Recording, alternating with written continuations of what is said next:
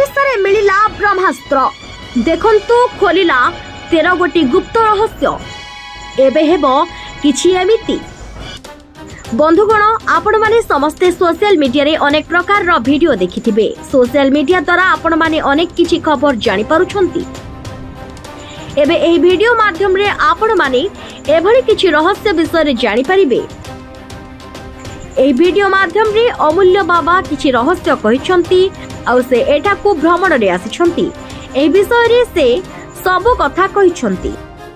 एही मंदिर हेउछि मांकर आउ से कहिछंती से माने दुई जण एहार आरंभ करिथिले। से कहिछंती 1992 मसिहा रे से एक सनातन धर्मर एक पुस्तिका पाइथिले आउ सेथिरे लेखा थिला सब वर्ष ब्रह्मास्त्र। आउ एही ब्रह्मास्त्र ओडिसा माटी रे अछि।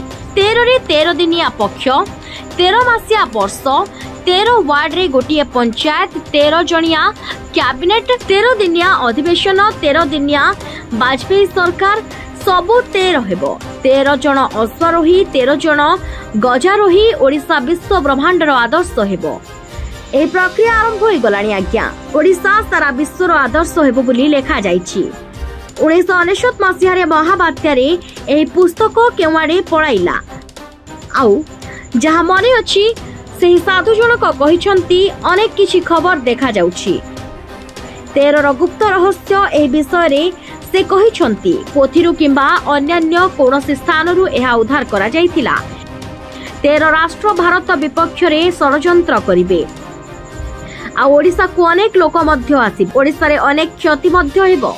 सेति पई आपण माने गाई सेवा करंतु। गाई सेवा करिबा सहित तुलसी पत्र खाइले आपणक घर भीतर को वैद आसीब नाही।